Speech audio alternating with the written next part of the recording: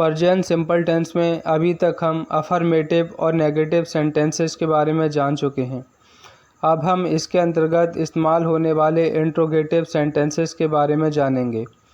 Interrogative sentences को हम हिंदी में प्रश्नवाचक वाक्य कहते हैं। प्रश्नवाचक वाक्य यानी कि ऐसे वाक्य जिसके अंतर्गत प्रश्न यानी कि क्वेश्चन पूछ सकते हैं।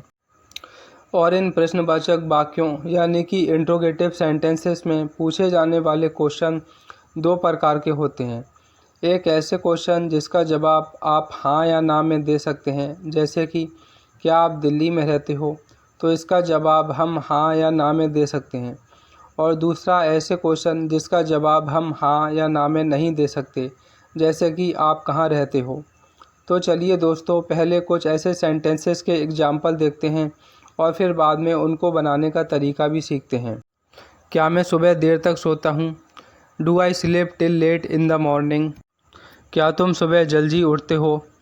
Do you get up early in the morning? क्या वह इंग्लिश बोलता है? Does he speak English? क्या वह हिंदी पढ़ाती है? Does she teach Hindi? क्या राधिका अमेरिका में पढ़ती है? Does Radhika study in America? क्या विराट और शाहरुख दिल्ली में रहते हैं? Do Virat and Shahrukh live in Delhi? क्या हम अपनी जिम्मेदारी निभाते हैं? Do we carry out our responsibility? क्या वे रोज़ मंदिर जाते हैं? Do they go to temple every day? यह सभी सेंटेंस प्रेजेंट सिंपल टेंस के नियम के अनुसार पूछे गए इंट्रोगेटिव सेंटेंस यानी कि प्रश्नवाचक वाक्य हैं और इनको बोलने का नियम है हेल्पिंग वर्ब, उसके बाद सब्जेक्ट, फिर वर्ब की फर्स्ट फॉर्म और उसके बाद अन्य शब्द जो वाक्य की ज़रूरत के अनुसार बोले गए हैं।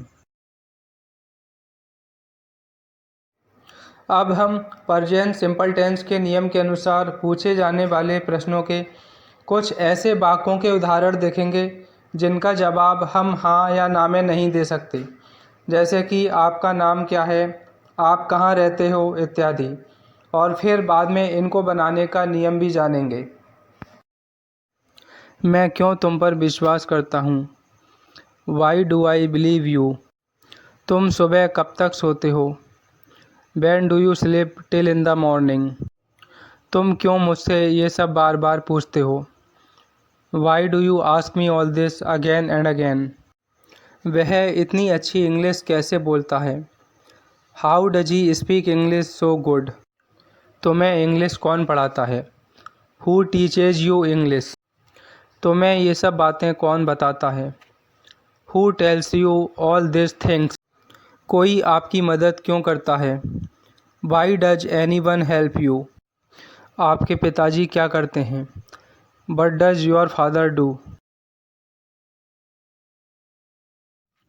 तो चलिए दोस्तों, अब इन सेंटेंसेस को बनाने का नियम भी जान लेते हैं।